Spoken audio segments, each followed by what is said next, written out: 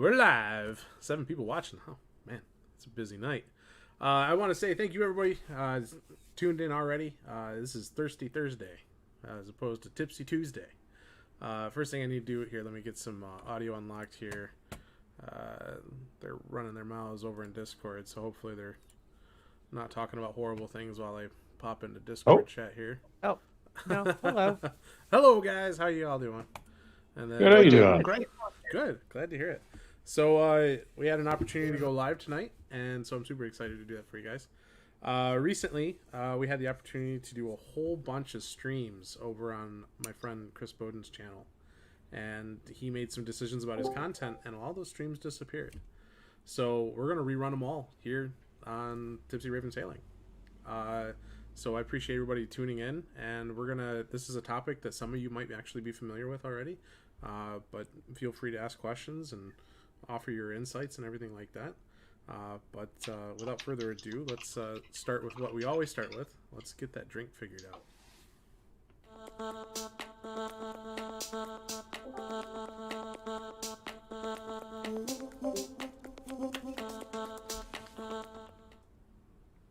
So I'm drinking Havoc Mead tonight.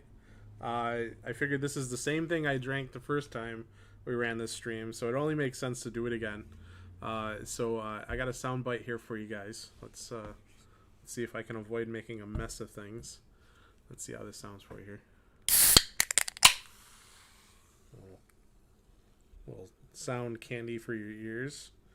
I gotta get the dust off of it. Oh, it's a very dirty can. Oh, that is delicious. My only problem with it is it's loaded with hops. I don't know what everybody's fascination with hops is. So I'm kind of curious, am I the only one drinking tonight? I know it was pretty short notice for a lot of people. It was short notice for me. But I hope that y'all have a drink. It's not Tipsy Tuesday. I know you don't have a drink, Sarge. You're too busy setting me up. Yes, no, I'm enjoying my cup of tea. A cup of tea is a damn fine way to do the thing. I got some really tasty tea just behind the camera here that I really should drink more of that as opposed to this stuff, but c'est la vie. I will sound like an old man. Yeah? Spicy V8. Wait, spicy V8? Yes. Are you chasing it with prune juice? No, but I have found about the only way to get me to consistently eat vegetables. That's fair. That's really fair, actually. That V8 you just stuff chug an 8-ounce can, and you're like, I'm good. Yeah. So, funny thing about that. So, warning, my camera's usually over there, but the sunset is right now, and if I put my camera where I'm used to looking, you can't see me because the sun, I just turned into a giant halo. So we'll just have a burned out track running through your camera. Yeah, right. So I currently have it on the opposite side of my desk, so I'm a little discombobulated. You'll just get my pretty side. That's there's a little bit of beard out of place there. Okay, there. Look at all this hair. Holy Jeebus. I need a haircut so bad. Mullet. It's getting there. The sides are long, so I mean, the sides are too long for it to be a mullet, but it's pretty bad. I got a hat. Where's my hat? I don't know where I left my hat. Shit. Oh well. We're just gonna go with it. So I imagine Deck Boss is drinking. I can't imagine that man doesn't have a drink in his hands. But I don't know if is he here in Discord with us? I don't think he's in Discord. He is not. No, he's not in Discord right now. Right on. Well, thanks for hanging out with us anyways, Deck Boss. I hope you have a drink tonight. So I ran a whole bunch of streams over on Bowden's channel, and I want to recreate that content because, one, I want it on my channel, and two, it's no longer on his channel at all. He got rid of it. So we're going to rerun some of our the classic Tipsy Tuesday episodes, and today's episode is actually about the plan. We're going right back to the very beginning. And so without further ado, now that my glass is opened up and ready to rock, let's bump the tech side of tonight into play here.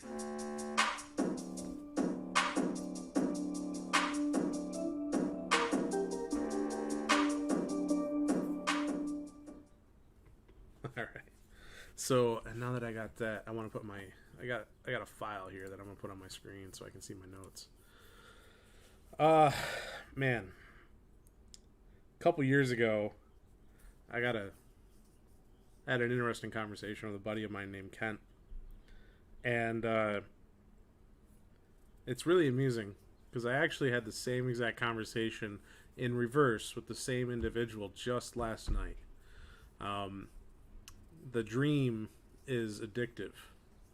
And the guy that I originally bounced the idea off of, Ken, for whatever reason, his wife has the whole sailing around the world thing stuck in her teeth, and she can't get rid of it.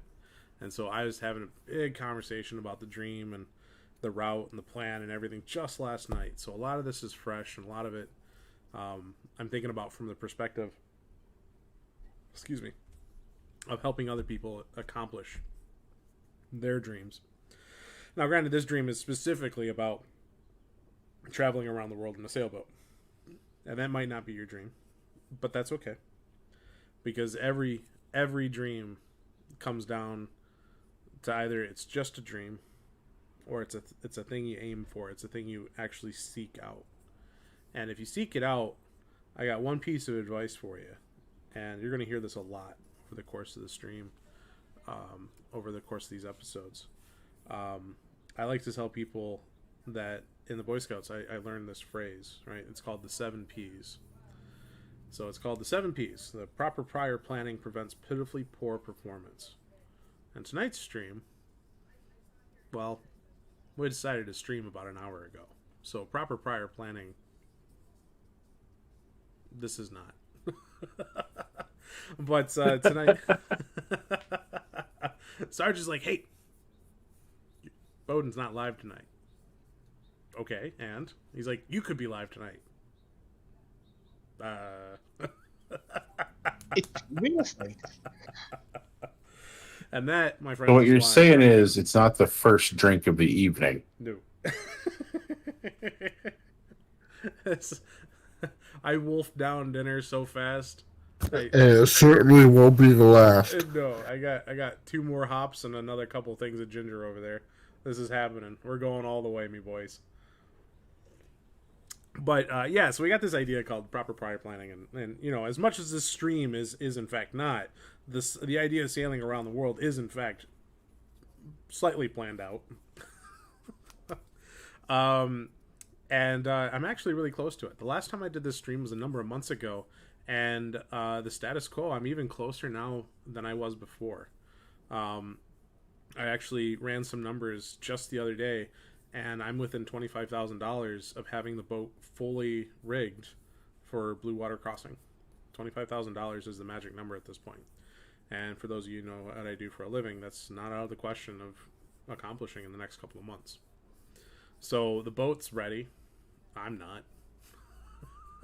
and drinking this stuff is it's not going to help me any. Even drinking the V8 is not going to help any. I've been dieting because I want to be a little bit better in shape before I go.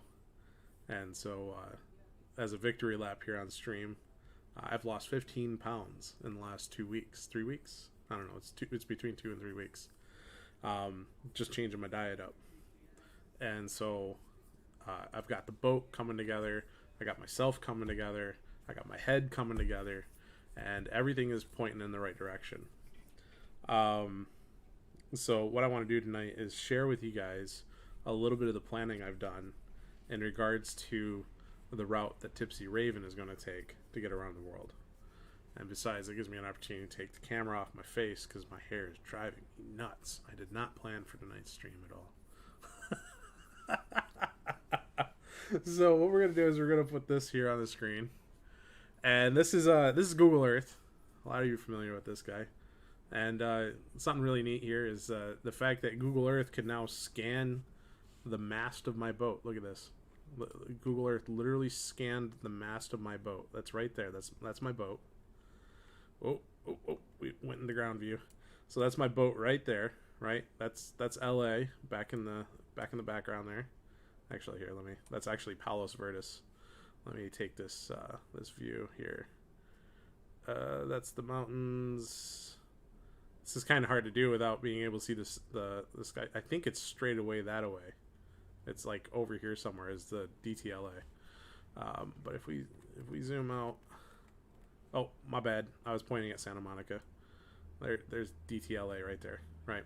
So my boat's right here. Downtown Los Angeles is right there. My apartment is right here in San Pedro. So my boat is right here. I'm right here. The office is way over here. And this is where I'm at in the world right now. Right? I'm here in Long Beach.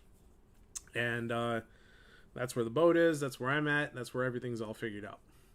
Now, shakedowns for me, which is to say I'm testing the boat and make sure everything's going well, is being done between Long Beach and Santa Catalina Island. Now, there's a neat place called Avalon at Catalina, right? And that's the Hollywood spot. You see, there's a nice little anchorage right here where you come in sheltered and whatnot. The big casino, the theater is right here. There's a small city, a small town. I don't even know what you would qualify it as. Nice restaurants and grocery stores, and get up into the hills and go hiking and see the bison at Catalina and stuff like that. The last time I made it to Catalina was actually a place called Little Gibraltar. That's right here. So my boat was anchored right here, and the last time I posted a video about sailing Catalina, my boat was right here. Right? There's a nice big rock here. And Little Gibraltar, this is not the Gibraltar rock. Little Gibraltar is actually out here. It's a rock just under the water surface, so you can't see it. And fun tidbit, this mountain that you can see rendering here, that mountain actually, I flew my drone back over here, and I lost line of sight of it, and we got to test the power of the Mavic 2 return to home system. There's another couple destinations that are a lot of fun. You have the front side, the east side of Two Harbors, right? This is Two Harbors right here. This is the first place I ever sailed to when I went to Catalina, right? So the first time I ever sailed the Formosa, I sailed it by myself, and I sailed it across the ocean here, which is about 30 miles, and I put myself in Two Harbors. When I got there, it was the 4th of July, so I ended up I couldn't find an anchorage here, and so I ended up anchoring. I think it's hard to tell. There's the high spot right here. So I anchored between the high spot and the mainland. So if you watch the time lapse of the sailing trip to Catalina, my boat was right here, right? And these are the rocks that you see in the video. So I ended up going halfway to Emerald Bay in order to find a place to put my boat that holiday weekend. Then you have the west side of Two Harbors, which is even more sheltered, but you got to sail all the way around the tip of the island. You got to go all the way up past Eagle Rock here in order to put your boat in the backside of Two Harbors. But so what ends up happening is you get all the tourists over here in Avalon, because the ferries run to Avalon, right? So this is like party central right here. And then you get all the weekend warrior boater types here in the Isthmus Cove, right? But then you get all the real cruisers, the guys that really love to live on their boats, and that's probably what they do. And they all hang out back here in this little anchorage back here. And so that's Catalina. And Catalina is my training wheels, right? It's strictly my training wheels. It's not a short sail. It takes about 5 hours. And it really tests yourself. It tests the boat. It makes sure everything's in order. Over the course of the next 2 years, while I'm getting other things figured out, getting a sailing kitty put together, they call it a sailing kitty. That's a pile of money to actually go traveling on. I plan on seeing all the Channel Islands, and so here you have all the Channel Islands: San Clemente, Nicholas, Cruz, Rosa, Miguel, and Anacapa. I can't remember if it's Nicholas or I think it's Clemente. I think Clemente is the actual Navy island. So this island you're actually not allowed to. Yeah, yeah, it's up here. This is the Navy area. So anyways, you're not actually allowed to put onto this island here. But there's this landmass here that's supposed to be really good fishing, and it's like 25 feet of anchoring. So you can put the anchor down really easy. You're way off land. You're not so close the Navy's going to give you a hard time. And the fishing here is supposed to be extraordinary because nobody ever goes out that far, right? Nicholas Island is pretty tiny. It's got an airport on it, but there's not a lot there. Nobody I know of has videos of going to Nicholas Island, which is kind of sad. But you also have these islands up here. Santa Cruz is actually one of the big destination islands. I don't know much about Anacapa. I know a lot of people sail around it, but I'm under the impression that there's nowhere to put in. Oh, it looks like there might be a berth on the one side here, a landing area. but everything here is all cliffs. So you can actually see it in the pictures here. It's all very tall cliffs. And then over here you have cruise, and there's a couple spots to put in on the south side. But up here on the north, and I think it's either this little cove or this one, there's actually one of the biggest destinations for kayakers, because there's a couple of sea caves that you can actually kayak right into and see the island. Santa Rosa and Miguel are supposed to be protected. I think you have to take like some paperwork out in order to put in on them. But that's the spread of the Channel Islands. Santa Barbara. I forgot Santa Barbara. And that's going to be the next couple of years while I figure out what the hell I'm doing with myself, with the boat, getting used to being on the water, getting used to figuring it all out. Randican, you're absolutely right. I can be the first person to make a YouTube video about Nicholas Island. And you know what? I probably will. I will probably take the time to do that since I'm going to be here for the next couple of years. So the next couple of years, part of the proper prior planning is the whole business with timing and figuring out the when to go, when not to go, and stuff like that. And so, as I've already said, I got a couple $1,000 left to spend on the boat and make it all right. I got a couple of things I want to do with myself. I got a couple of things I want to do while I'm still stateside. Paperwork, passports, things. All this stuff adds up, And so I turned 38 in like a month. So very short distance away. I planned on spending my 40th birthday, right? The over the hill birthday. I planned on spending that in Ensenada. And so when I get to Ensenada, I don't want to turn around. So that gives me 2 years and just shy of 2 months. 2 years, 2 months. To get to the point where I can sail to Ensenada and not turn around, right? I do not want to turn around. I'm not saying that I won't turn around if everything's wrong. I'll turn around at some point, but I want to make it past Ensenada before I make that decision. So to that effect, I've used Google Earth to actually do a lot of prior planning. So we're going to switch back to that view, and I'm going to show you the season 1, leg 1. Let's zoom it out. Here we go. I'll let it animate.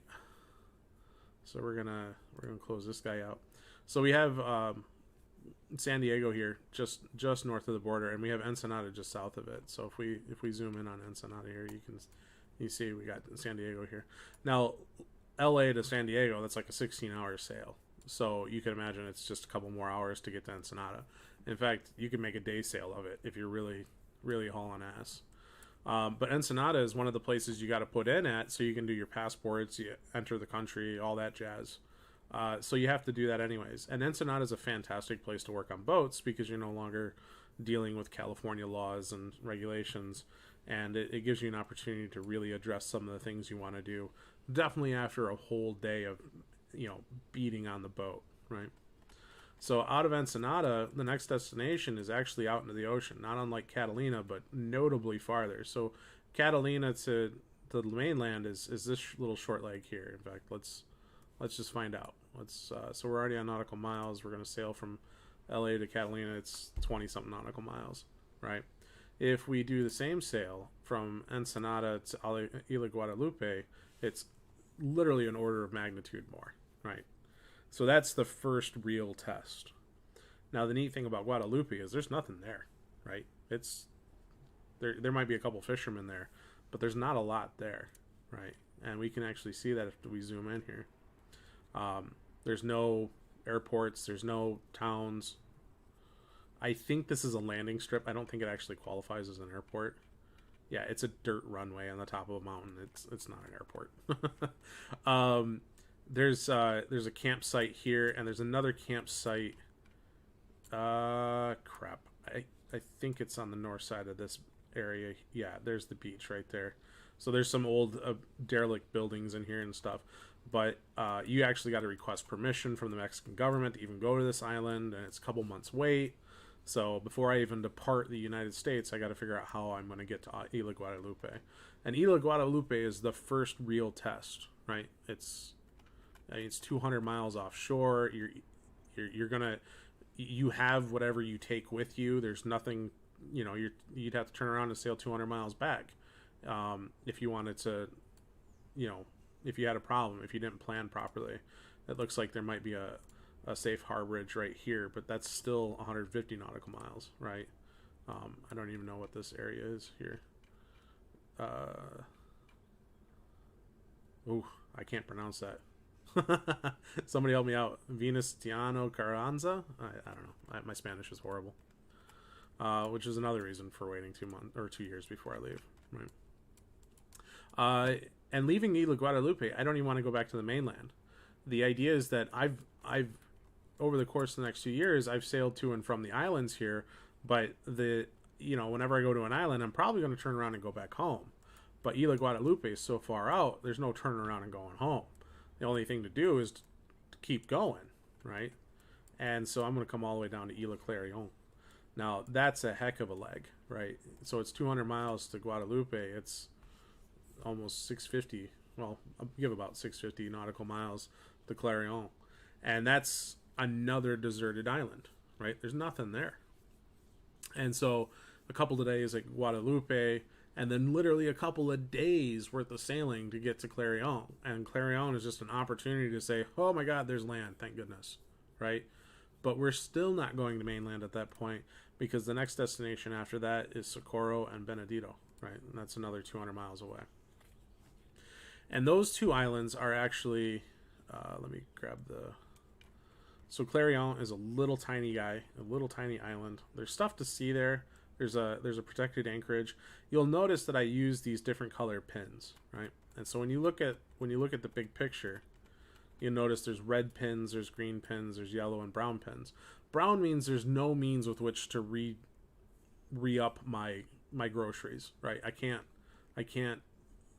re-provision the boat. Yellow means I have no idea what to expect. Red means brown means there's like opportunity for trading, and maybe I can like trade some rum for some lobster or something. I don't know. Red means a very little chance, right? Green means stop and make sure you refill the coffers, right? That's what green means. On the sail south of Guadalupe, there's, I want to mark these opportunities because there's little land features and stuff. Google Earth can't even render it, but if you I don't know if this is going to work. Yeah, there's just random bits of land sticking out of the ocean hundreds of miles out, right? So it'd be kind of neat to fly the drone around it and make a little YouTube episode of it. The real big thing about San Benedito is the fact that on the south side of the island, so the little tiny guy right here,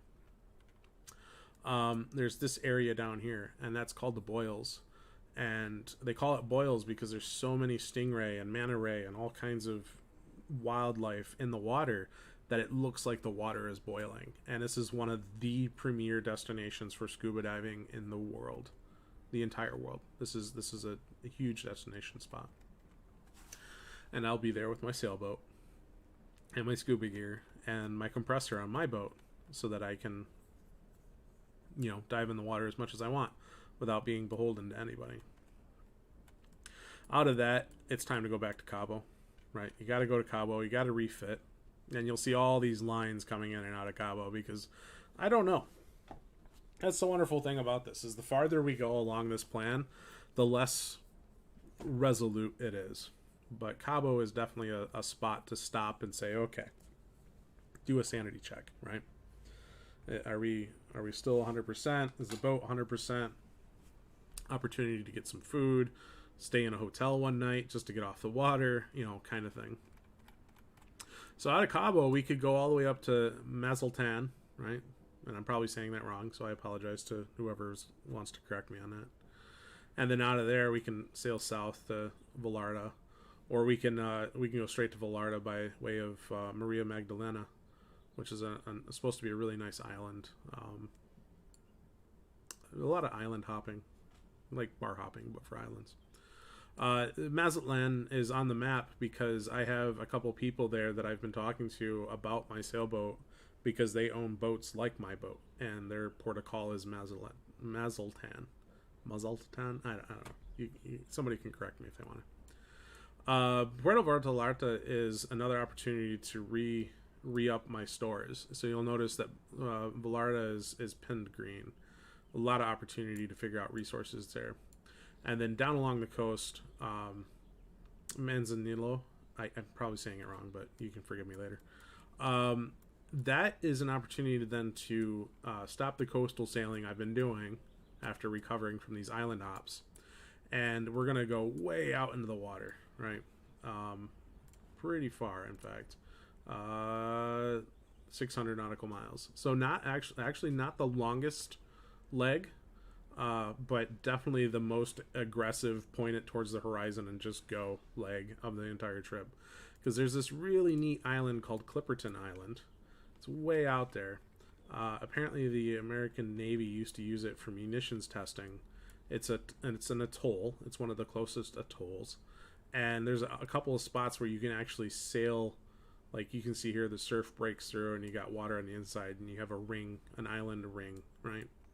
And so I think the French own and operate this now, or at least they regulate it. I'm not entirely sure. But Clipperton is very high on my list of places to go because there's very few cruisers that actually go there. And I want to make a whole YouTube episode or two on that alone. From there, the first real test, right? And that's the first time I get into 4 digits for a sailing trip. So about 1,400 nautical miles to get back to the mainlands from Clipperton.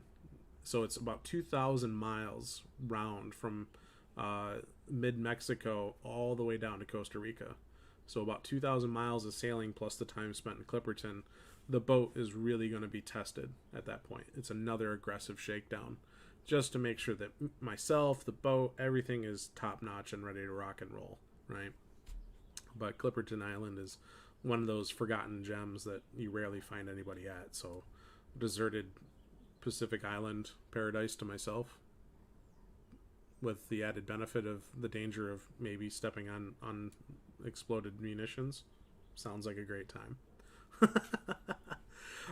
And then we finally get over to Costa Rica. Costa Rica is actually the catalyst, right? I had told an ex of mine years ago. I was like, I want to go backpacking. I want to go backpacking in Southeast Asia. I want to do this before I'm old, before I'm decrepit. I want to go backpacking. And I wanted to go backpacking for 3 months in Southeast Asia specifically. I wanted to tour all the countries down there. And they shot back, why spend only 3 months, right? Why not go for a year? And at the time, as still an analyst at the data center, I wasn't making very much money, and I had the house, and at the time I had the Jaguar, the expensive one. And I was like, I have to adult. I can't leave for a year. This is just not feasible. And we got to talking about it. And I was like, okay, if I'm going to go for a year, I'm just going to go. And I'm not going to come back. But how do you go somewhere where you have nothing? Well, you take something with you. And the only thing that makes sense is to take a sailboat. And it was that exact conversation that kicked off the whole sailing thing. And then, dial it back a notch because, pie in the sky dreaming. We're like, okay, maybe it makes sense to go backpacking in Costa Rica for a month or even a couple weeks just to see the jungle, just to get used to it. Maybe charter a boat there, maybe this, maybe that. So Costa Rica was actually going to originally be the real training wheels on traveling the world. And at this point, I don't plan on going to Costa Rica until I sail there, right? I have the means to go. I have every desire to go. But more than likely, I will save the money that I would put into that trip and put it into the boat instead. And I'll see it when I get there. No need to rush the gun on that one. But Costa Rica actually represents the first foreign country I plan on sailing every inch of its coastline. At least the one coastline it can get to. So I'll be all up and down the coastline in Costa Rica. Excuse me. Which I think, yep, we can turn those pins on right there. And I'm going to switch back to this. So we have Costa Rica here, and we have all these pins here. And you'll notice I've done no coloring here. I very specifically leave the plan open. Hey, Ray, how you doing? I leave the plan open because I want the opportunity to bend with the wind, so to speak. But I know for a fact I want to see every one of the beaches in Costa Rica, because the western side of Costa Rica is supposed to be absolutely phenomenal, and everybody wants to go to the eastern side of Costa Rica, right? That's where they all go to. So I want to go to the western side, and so you have all these playas. It cracks me up, they call the beaches playas, but you have all these very beautiful anchorages and big, huge, long beaches. Like, I mean, look at this guy right here. That beach right there is easily, yeah, it's about 3 nautical miles long, just that one beach. And it's supposed to be a public beach, but there's very little there, you know. So you put the boat there and you walk along the beach, and then you put the boat out here, and then you take the dinghy and you go along the beach and walk on it and grab the dinghy and keep going or whatever. And then up here, this is actually this is marked specifically because this is one of the entrance points to the country. So you can get your passports all stamped and everything. You do your, you know, entrance fees and licensing and fishing licenses and all that stuff there. So out of there, you're going to end up sailing south, and there's a, you know, every single time you think you're going to just keep going, there's dozens of little private beaches, right? Like this guy right here, one building, right, on a beach that's a quarter mile long, right? One building. And these might be some buildings here, but there's no roads, right? So abandoned, or next closest thing to abandoned beach, hell yeah, you know. And sailing around, and there's another one. And again, you know, you got the lowland, you got the valley leading into the beach, and again, a half-mile long beach with what appears to be next to no humanity whatsoever there. Little tiny facility right here, maybe. There's no telling if it's even there anymore, or, you know, vice versa. There might be a bunch of stuff there. And then you get down here to Las Catalinas, and you can refit. You can get some groceries, and get your restaurant on. And every single time you turn around a bend, there's another beautiful beach. So all of Costa Rica is a big, big destination for me. This is all one giant beach down in here, and actually some actual marinas and stuff. That's what these land masses here are all about. So enough on Costa Rica, even though, I mean, look at that right there. This is actually, when you go online and you're checking out pictures of Costa Rica, this beach right here, this is where all the pictures, even for like west and east, this is the beach they take those pictures on. And I can't remember the name of it. I haven't looked at this in a little bit. This guy right here, I think this beach is a couple miles long. Yeah, it's 1.5 miles long. And it actually wraps all the way down around. I actually pinned this spot here because there's supposed to be a fantastic spot to put in, you know, small community there. So zooming out, because we could spend days in Costa Rica, and I actually plan on spending a month or two there. Samara is supposed to be a very beautiful place.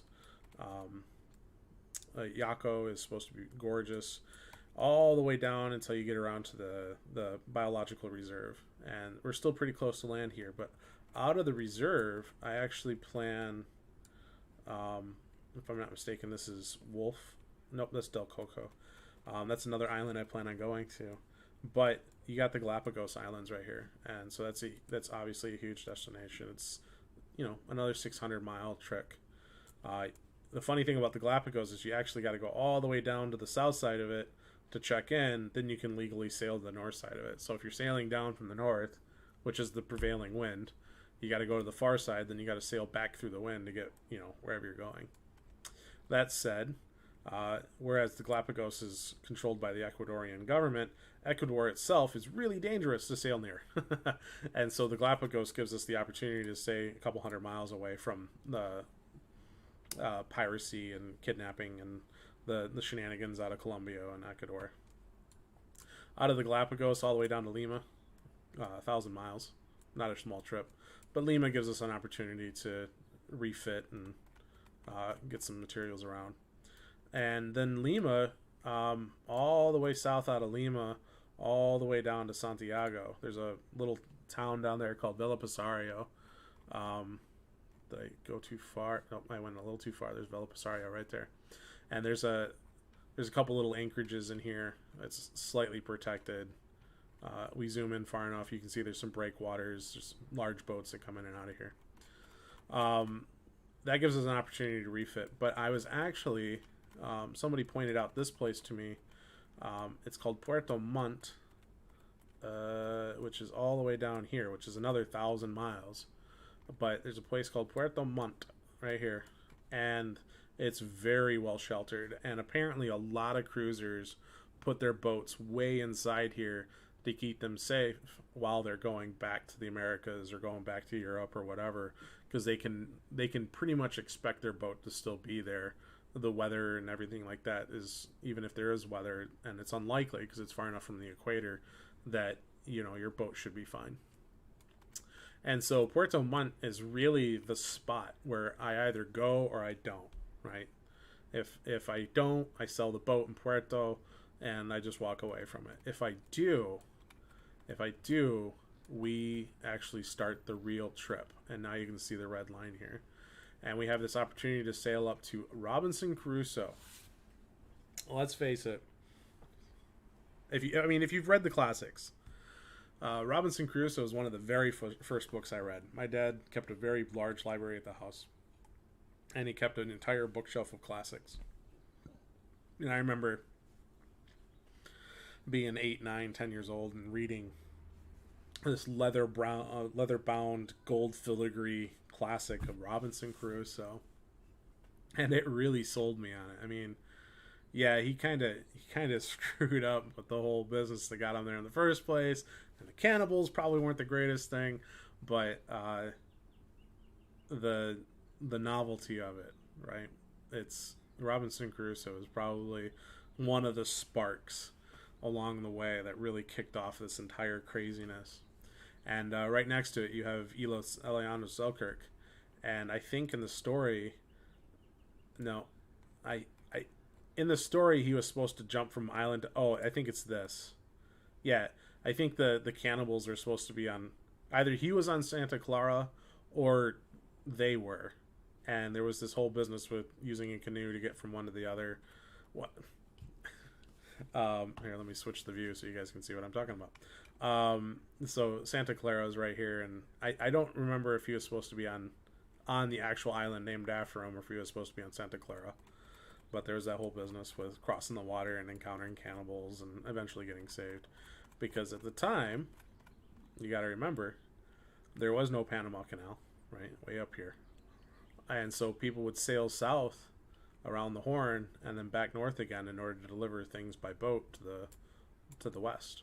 And, far side of Mexico, and there's entire songs about that. But this is one of the islands that they wrecked on because it's far enough offshore they didn't know it was there, and they destroyed that boat he was supposed to be riding on. So out of Selkirk, Eliando Selkirk, and we end up at Easter Island. Easter Island is actually a really big pain in the ass to get in and out of. Like, there's check-in rules and all kinds of regulations and bullshit. But if all the paperwork lines up, it's definitely worth stopping at. Then you have the Pitcairn Islands, right? Adamstown. The line shows one stop. It's more than likely going to be a bunch. Out of there, you get Bora Bora. We're going to start seeing the names that everybody knows from the movies and stuff. Samoa, Tonga, Fiji. These names, you all know these names. Along these islands, up the Micronesian islands, all the way to Japan. And you'll notice that I'm actually talking a lot faster here. I don't know. I have no idea which islands I'll actually go to. Obviously, I pinged some of the Paradise Islands, but we'll have to see. Circumnavigate Japan, although based on the Tipsy Tuesday at the Stern we had with Joe the other day, this is the sea where like the Kitty Hawk had a lot of trouble, and I do plan on sailing through there. But there's places in Japan that are supposed to be really crazy awesome, like somewhere along the north coast here. there's supposed to be an island or a town just full of foxes, right? You go into town and it's just fox, fox, fox, fox, fox. So obviously I want to hit all the major Tokyo and all that jazz. You'll notice that the primary stop is in Tokyo. But I want to sail up and around and then come almost all full circle. I want to stop in South Korea. I want to go to Shanghai. I want to see Okinawa. I got family that served, and I want to see what they were getting into. I want to go to Taiwan. Oh, I'm accidentally drawing maps. Hong Kong. And then from there, we end up in Southeast Asia, which is this is the thing that kicked it all off. And if I'm not mistaken, that's South America, Galapagos, places and notes, the Pacific crossing. Yep, I don't have the lines drawn yet. So or I'm just going to kind of rough it in, right? Want to go to Hanoi, right? I think that would be really cool to sail in and take a car trip up. And then all along the Vietnamese coastline, all the way down to Ho Chi Minh. And then south around and all the way up into Bangkok. I want to sail into Bangkok. I think that would be awesome. Out of there's a place called Koh Samui, and this is supposed to be like the destination white sand beach of the world, right? This place right here, and it's pretty exclusive. You got to have the money to get there, and or you just sail there. Out of there, oops, that's not what I wanted. Start erasing all those dots. There we go. From there, I can either go south to Singapore, which I just watched Pirates of the Caribbean again this week. Who knows? I don't. Maybe. We'll see. Oh my god. I need you to stop being silly, please. I was actually thinking there's a pretty high likelihood that I will see Singapore on my way back through, and I would actually cut across, do something like that, and then go north and through these islands here, or even up to Manila and then down along these islands here. I'm not entirely sure yet. Right, the farther we get out in the idea, the more it gets weird. Right, we're gonna reset this here. More than likely, sail down along the outside of Papua New Guinea, and then from there, let's move the maps all the way down. I think it'd be really neat to sail all the way to Caledonia, and then back into the mainland. I don't know how far south in Australia I want to go, but anything in this area here will give me the opportunity to see the Great Barrier Reef. So I probably won't do like a lot of people do and sail around Australia. I do want to sail all the way to New Zealand, but it's such a huge distance. I don't know yet. So maybe all the way to New Zealand and back again. It's you see it's just sailing a lot of the same water to do that. But New Zealand is supposed to be absolutely gorgeous. And from there, we're actually going to stop drawing lines because it no longer matters. Give me my tool. There. Oops, I just bumped the map. There we go. So as we're wrapping up, Australia, back across the north of Australia, past Jakarta, up into Singapore, through Kuala Lumpur, up to Burma, Myanmar, whatever they're calling it, as long as they get their civil war over, so I'm not putting myself at risk. Down to Sri Lanka, the Maldives, you absolutely have to. The British Indian Ocean Territory, it's right here. Actually, let me get rid of this window. There, okay. British Island, it's actually a place called Chagos, and it's a paradise. It's an absolute paradise, and nobody ever goes there. And even if you go, you can only be there for 3 months. And the British government, the military, will actually come check on you to make sure you move on your way. So there's a lot to be said for that spot there. I would have liked to go to Christmas Island and Cocos Keeling, but these are huge destination islands for a lot of other cruisers, and I want to try to create some content that's unique. So even though I'm going to be sailing past Jakarta, I'm probably going to sail past Jakarta on the inside, not on the outside. out of Chagos down to Mauritius. I can't pronounce it. And into Madagascar. Madagascar, I got a feeling, is going to be one of those places where it's going to be hard not to sell the boat and just settle down. I have every expectation that Madagascar is going to be absolutely beautiful. Down around the Horn. Got to get past Africa. So spend some time here in the south of Africa. I have no intention of going through the Sea of Aden whatsoever. Anywhere near Somalia, none of that. It's just danger central. From there, probably up the coast a little bit just to get away from the southern waters. And then I want to sail south and down. So I'll probably end up sailing past the Skeleton Coast and down into the south part of Brazil. I don't really have much desire to go to Argentina, although Buenos Aires would be freaking cool to sail into. I think Buenos Aires is on the north side. Yeah, it's really close. So maybe I'll go to Buenos Aires and then sail up the coastline. All the way up to Rio de Janeiro, wherever the hell that's at. Shiza. My geography is failing me. It's Salvador. Is it? I'm too far north? Yeah, I was too far north. Rio de Janeiro was right there. But probably Salvador. I'll probably leave Salvador, so right here. And I'm going to cross back across the ocean along this line here. Right? So hit these islands, and get myself into the Med. Do the Med. Which is to say, nothing south of that line there. Because this is all supposed to be a really dangerous area here to be sailing in. Everything north of that is supposed to be just expensive, which is its own danger. Out of there, probably north to Britain and through the British Sea here to connect up and go to Amsterdam and various Scandinavian countries. Mauritius. Thank you. Mauritius. Yes, I've been drinking. Can't blame me. North out of there. Despite being Irish, I don't really have any desire to sail to Ireland. What's your plans in Britain? I'm gonna sail past the southern. I might put in at London, but I have no intention of going to anything on the north side of the island.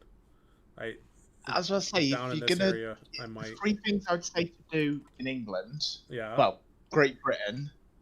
Sure. Go to Land's End, old pirate coastal village. If you're going to go to London, the only thing really worth doing in London is sail under the London Bridge. Assuming you should be able to get down there. And then finally, I would say if you're up for it, go up to Scotland and go visit maybe 1 or 2 of the locks. Is this what you're saying? Land's End right here on the tip? Land's End on the tip, yeah. All right, let me put a pin there, because that's the other thing. It's where pirates used to dock up.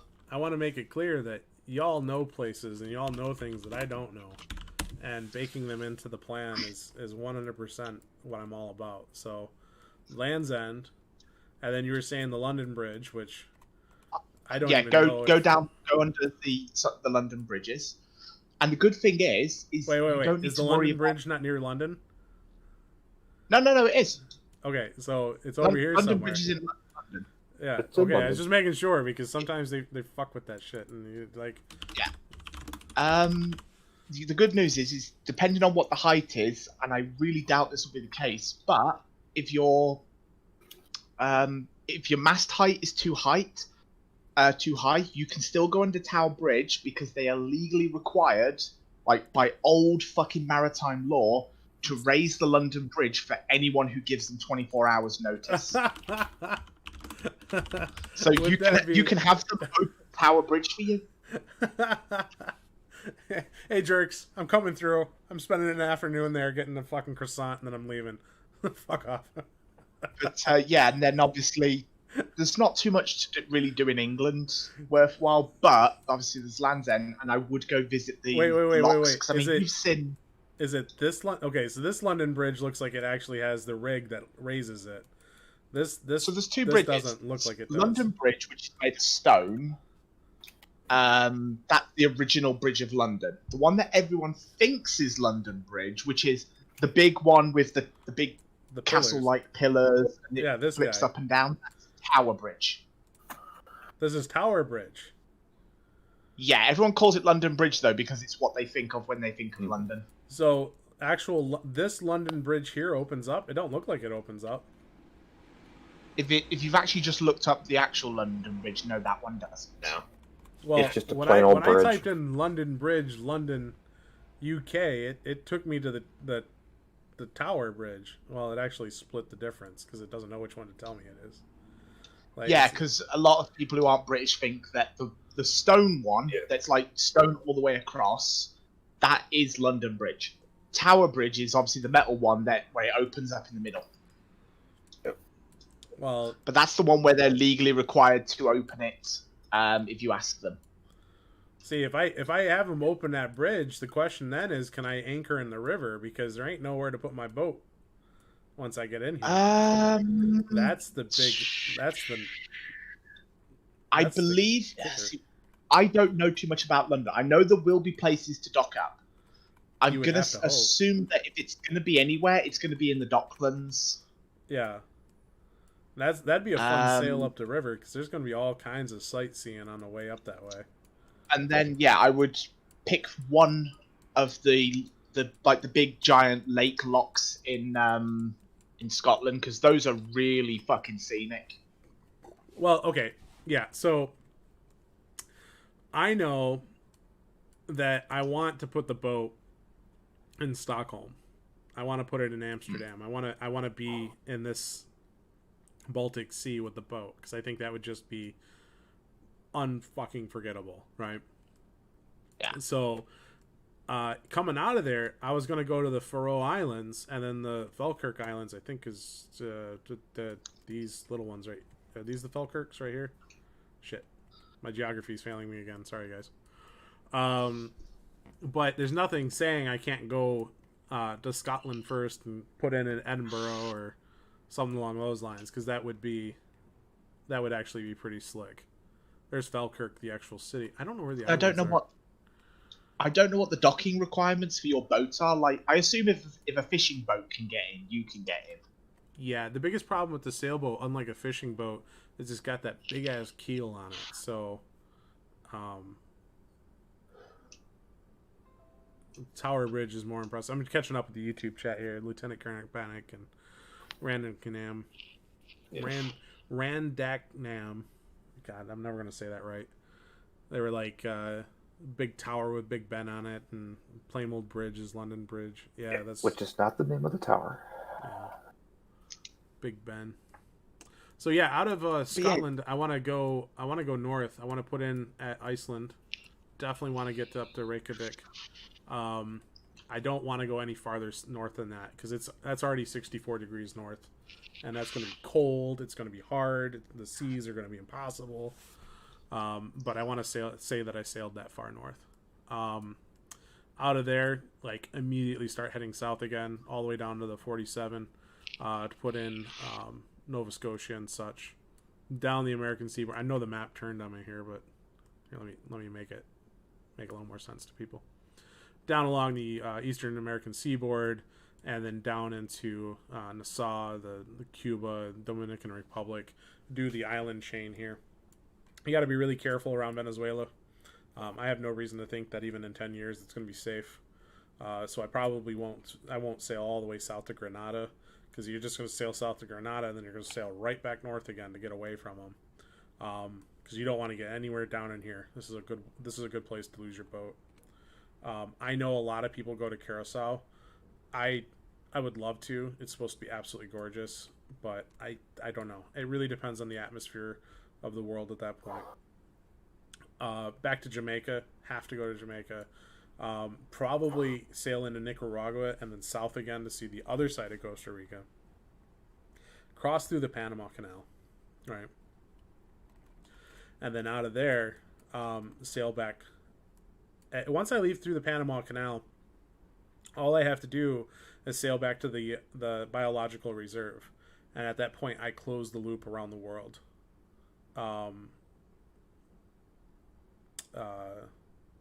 Click on the auto center. Oh yeah, if you there you go. So you have the Panama Canal, which is really well sheltered. But a boat my size is going to like $10,000 to get it through the canal this year. So who knows what it's going to be when I finally get around. But I just have to come back around to the biological reserve here on the south side of Costa Rica, at which point I've truly closed the loop. Right, this is where I can honestly say I've circumnavigated. From there, do I go north again and bring it home to Los Angeles? Do I go west aggressively to Hawaii and then south into, the parts of Australia I didn't do, and then eventually go back to Madagascar like I think I'm going to end up? I have no idea. I mean, frankly, I plan on this particular leg right here, just get to Puerto Montt from LA. I think that's going to take a year. I think that's a year alone right there. And then it'll probably be a year getting across the water to Japan, and then another year to get into Australia, another year to get maybe to the Maldives, maybe to Madagascar. I don't know how long it'll take to actually do this leg. And then however long it takes to get from Madagascar all the way to Buenos Aires. I know that it's going to be an entire year in the Mediterranean, right? Anything less, and you're just zooming past it. Probably another year in Europe in general, and a year to get down to the Caribbean again. And all of a sudden you're at 10 years. And that's really what it is it's a 10-year plan, right? So I plan on celebrating my 40th birthday in Ensenada. And how cool would it be to celebrate my 50th birthday in Ensenada? But at the same time, I don't want to rush myself. Nobody wants to be rushed doing this stuff. So that's the plan. And I mean, it's a plan. It's a route. It's just not the same route all the other sailors take. There's parts of it that are actually really dangerous. There's parts of it that'll be phenomenal. I mean, just absolutely unbelievably phenomenal. But all in all, I'm guessing it'll take me about 10 years. At which point I'll be 50. I'll be tired. I'll probably be salty.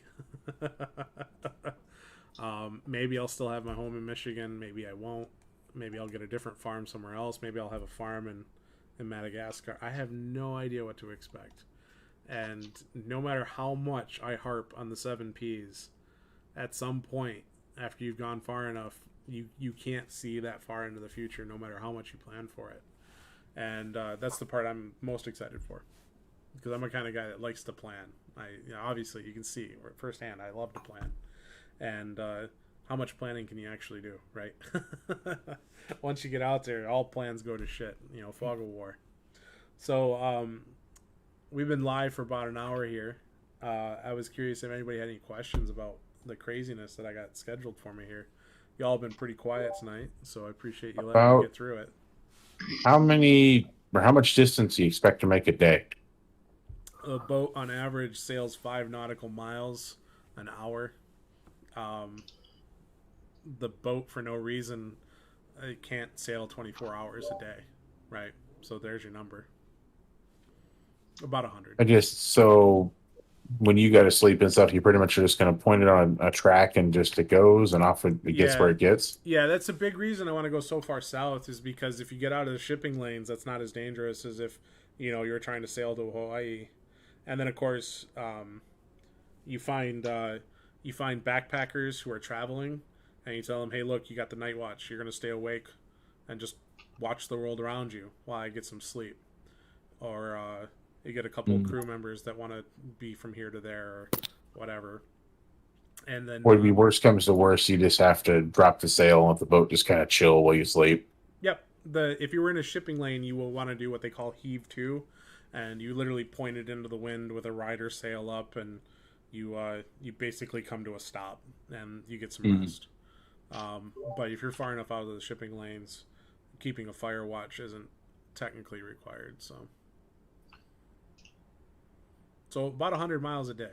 So that business was sailing to Socorro. That's a week worth of sailing, right? That's 6 days worth of sailing. And that's assuming you're sailing in a straight line. Sometimes you got to zigzag, right? If the wind's coming from this direction, you can't sail into the wind. You got to sail 30, 45 degrees off the wind. And so you go this way, and then you go that way, and you go this way, right?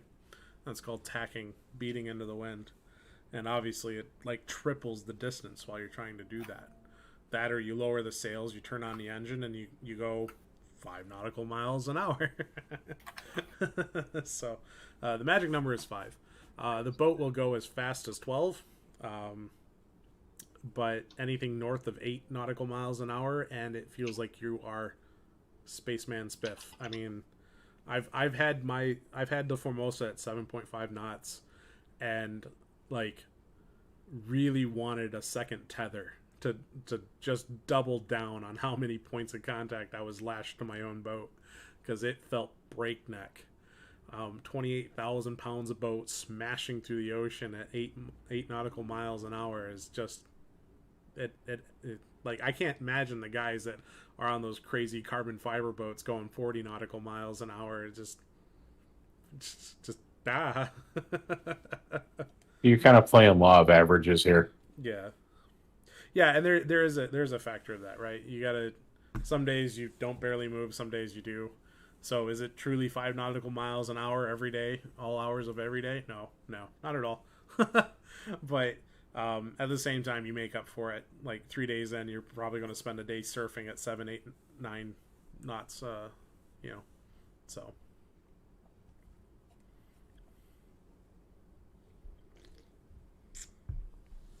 And then Randicam came in. Yeah, the tacking. That's where you lose a lot of time, is tacking.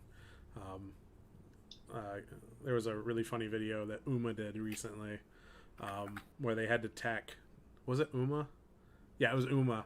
They had to tack to get out of some North European waterway they were in, and they spent an entire day and barely went 20 miles because they were just fighting the wind the entire time. So an entire day just to go 20 miles. Just rough. How tall is your boat to the Top of the mast? top of the sail? Top of the mast, yeah. Yeah, so my boat clears at 54 feet, I think it is. I haven't been able to measure it properly, but you're gonna need the bridge to go up. Yeah. Oh, the landing bridge. Yeah. Yeah, that's all. I looked roughing the conversion, the main channel. It's like 31 feet or something like that without lifting. Yeah. The bridge. Golden 24 hours ahead. I'll raise it. Yeah, it's there's we'll go back over here to LA right quick, because this is one of my biggest frustrations. Is my boat is currently up here in the Cerritos Channel, right? So this is the Cerritos Channel right here. Let me fix the orientation so it makes a little more sense. So my boat's right here. This is the whole Cerritos Channel right here. So there's a couple bridges right here. Oh wait, shit! I need to do that. Damn it! So this is the Cerritos Channel right here, and so you have these bridges right here, and you can see there's a bridge that raises right here. This is the Henry Ford. Right next to it, this bridge also used to raise, but it doesn't anymore because it was interrupting the flow of traffic too much. And so they made it a rigid bridge. But when they installed it, the only way for my boat to go through there is if it's absolute lowest tide and I'm okay scraping the top of the mast against the bottom of the bridge. And so I can't easily, right? I can't sail out of my slip and come over here to Long Beach very easily, right? This is the Queen Mary is parked right here, the Soviet submarines right here. So if I wanted to go to Long Beach and go get, like, put my boat right here on this dock and get some Outback Steakhouse or something, right? Whatever it is I'm doing that day. Because there's guest docks right here, right? Incidentally, there's the American Pride, which is one of the boats I work on. So you can tie off to these slips as long as you're not there for very long. In order to get to Long Beach from where my boat's at right now, I actually have to sail all the way out to here and then along the inside of the breakwater and then up again. I can't just cut around and drop straight down. So I got to go way out of my way and come back up and in. It more than doubles the trip to Long Beach. So as much fun as it would be to put my boat in Long Beach and do some, restauranting from the boat, it's unlikely to happen. Unless somebody's really fucking motivated. I won't do it just for the sake of doing it by myself, I guess. And then the other place that's a lot of fun to go to in this area is over here. Is Anaheim Bay? Let me make sure I'm getting the right one here. Because this is I recently helped tow a boat, and they changed. Okay, so that's. I want to make sure I get the right one. It's this Alamitos Bay. Alamitos Bay. There it is. So you sail all the way down here. You sail up this inlet, and then you bring your boat all the way down into this corner, and there's a couple of guest end ties. You see how there's the ends of the docks have a straight line on them. So you tie to the end of the dock, and you can walk up the dock, and there's a lot of really neat restaurants and stuff up here at the end of the parking lot in this building here. So that's actually a really common destination point for people going out for a day cruise, is they sail to Alamitos, and you know, because it's super exclusive up in there. So I don't know. I've sailed the boat as far as Alamitos Bay. I've been down there a couple of times. I've sailed to Catalina a couple of times, and I've sailed all the way up and around to the Rat Beach. I think they call it Rat Beach. Yeah, this beach right here is called Rat Beach, and I put the boat outside of this once just for the sake of going there. I want to sail all the way up to Santa Monica. There's Marina del Rey, which is like one of the big destination spots. Santa Monica is just north of it. I think it'd be really neat to see Santa Monica from the water, but it's a very long trip for the sake of just having fun, right? It's almost farther than Santa Catalina Island. And then other big destinations, I got to go all the way up to Oxnard. There's a place called Ventura just north of Oxnard, and that's where I can haul the boat out to work on it. And then as far south as Dana Point and San Diego, right? So you have Los Angeles here, you have Santa Catalina here, you have where the hand is, that's where Santa Monica is, and then Oxnard all the way up here. So I've been basically here. Let me as far as I've taken the boat is anything within that area. That's all the farther I've gone on Tiamo. Oops, I accidentally deleted it. So I was actually south of the airport. So I've been all along through there, and so not very big. You know, I've only owned the boat for a year, and when you zoom out, you can see how little and inconsequential my sailing in Tiamo has been to date. But it's enough sailing to oops, let me cancel that because it's drawing lines that I don't want. It's pretty inconsequential in the big picture of things, but it's more than enough to prove the point. It's just a matter of days and a matter of time. So all right, me bully boys, I hope that if you were drinking with me tonight, that your drink was fantastic. Mine was. It got me talking. I appreciate everybody hanging out with me tonight. We started with 6 people. We ended with 6 people, so that's fantastic. I appreciate you all supporting the channel and being a part of what we're trying to create here on Tipsy Raven Sailing. Recently crossed 150 subscribers, which is fantastic. It's growing. It's going places. Working on the boat. My mechanic was recently... he was mugged. Some guy hit him in the head with a baseball bat, and he spent a couple of weeks in the hospital with a brain bleed at the VA hospital. So I guess that explains why my engine still leaks oil. But hopefully I get that fixed soon, and I can start creating some more video content of an actual sailing nature as soon as that boat gets fixed. So I'm looking forward to that. We did a preliminary trial run of Fat Guy Galley.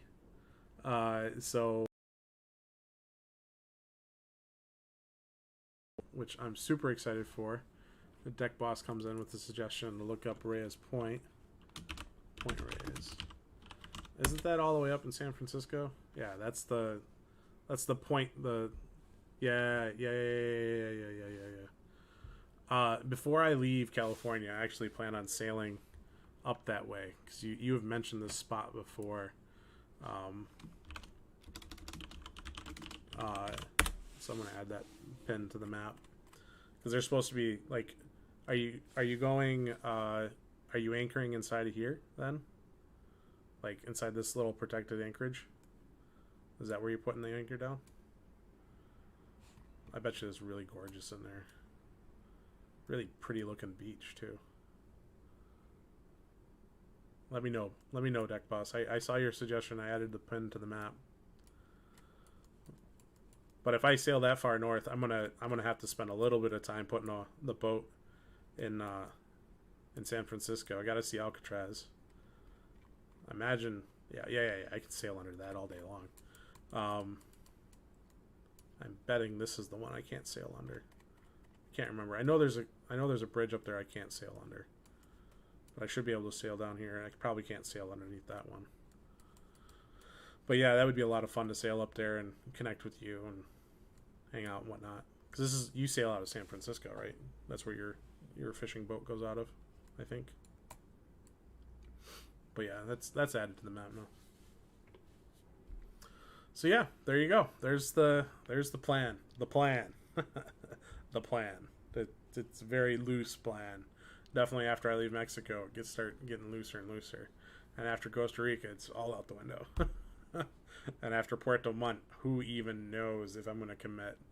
I'm reserving the opportunity to say no. Once I get to Puerto Montt, I might be like, okay, that's good enough. I'm done. No to a Transpac. But then again, I might be like, fuck that shit. I'm too stubborn to give up. I don't know. We'll see. We'll figure it out when we get there. So unless there's any other questions for me tonight, I want to say thank you to everybody for hanging out and being a part of the show this evening. If you want to, feel free to be like, hey, what about this place? Go ahead and put it in general chat here on Tipsy Raven Sailing, or I'm sorry, Tipsy Raven Discord, and I'll add a pin to the map. And my idea is that y'all have ideas, and I would love nothing more than if you can't go see the spot, I can go. Hopefully, I can take a camera if it's not against the rules and make a YouTube episode of it. So, with that said, thank you so much for tuning in tonight. I know that we will be live on Monday because Crazy Joe heads to Michigan on Wednesday, and he wants to drink one more time on the boat before he goes. So keep your eyes open for go live notice here on Tipsy Raven for Monday night. We're going to make a thing of it and send Crazy Joe off. Also keep your eye on the YouTube channel for videos being posted about cooking from the boat. That's going to be a huge thing really soon. We already have the first 4 episodes planned, and I'm really, really excited to show you guys some fat guy cooking while stuck in a little tiny galley. Fat guy in a little coat kind of thing. But I had Ihova, Jerry, out on the boat, and he got used to it. He's used to a big kitchen. I got a little kitchen. And so I'm sure the shenanigans are going to be hilarious, trying to make my little tiny galley do big guy cooking. But we're going to make a run at it, and we're going to make a cooking show of it. And then later this month, I have an interview scheduled with the guy who owned the boat before me. He's retiring. He's heading back to Ohio. I got one more opportunity to sit with him on the boat, drink beers, and shoot the shit. And I'm going to try to make it go live. He's cool with being live on YouTube. And so we have our next guest for At the Stern figured out. With that said, it's time for me to get off here and finish this drink. I sincerely appreciate you all hanging out with me tonight. But we'll be live again soon. So.